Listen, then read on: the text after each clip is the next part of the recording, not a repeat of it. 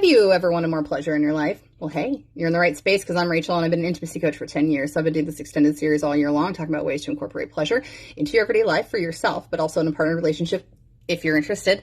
So this month we're doing things your woman wants me to tell you. And this has been a super fun series, but also one that we are keeping open hearts and minds with because it's not about criticism.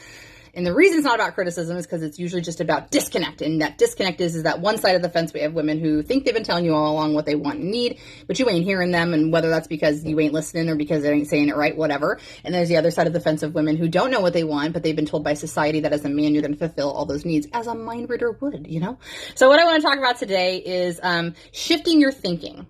This is important potentially as a masculine individual, but if you are in a relationship with somebody who's very feminine, I really want you to shift your thinking because this is a very specific example to the idea and programming I had, but also what I tend to find is the majority of feminine beings, but definitely feminine beings who identify as heterosexual, okay, is that kind of in the beginning of this video where I talked about like women are conditioned to believe that men are going to know what they want as the providers in the relationship. This is kind of the same philosophy in a sense, but what I really would encourage for the both of you to do is to embrace her independence, embrace her mind, embrace her curiosity, her strength, everything. Embrace it and build her the fuck up.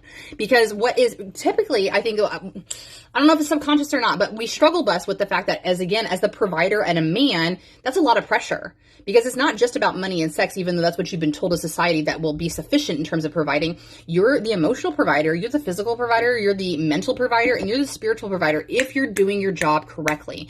So shifting that you complete her, or that you even bring her happiness, or even that you meet her, not meeting her needs, that's actually what you should do, fulfilling her needs, and helping her to understand how powerful she is, that if she does that herself. What I always tell my clients is that for each individual human being, you're the longest relationship you'll ever have, so you should get to know you, and you should meet your needs, and you should understand that intrinsically you have value just from existing.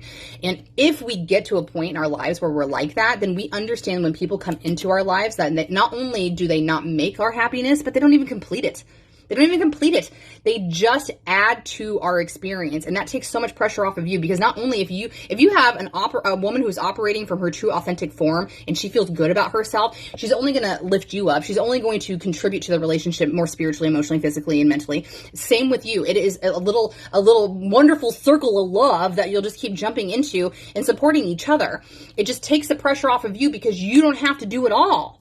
You don't have to do it all. You just have to support her in figuring out what it is she needs, wants, and desires. How does that sound? Does that sound better? Sounds a little bit better, I think, right? Okay. So we're planting those seeds, okay? Because we're at the 3-minute mark, so I got to get going. But I appreciate you just listening to that, and I hope that it really kind of generated some thinking. Okay, so I'll see you tomorrow because we got more things to talk about. I appreciate you, and have a great day. Bye.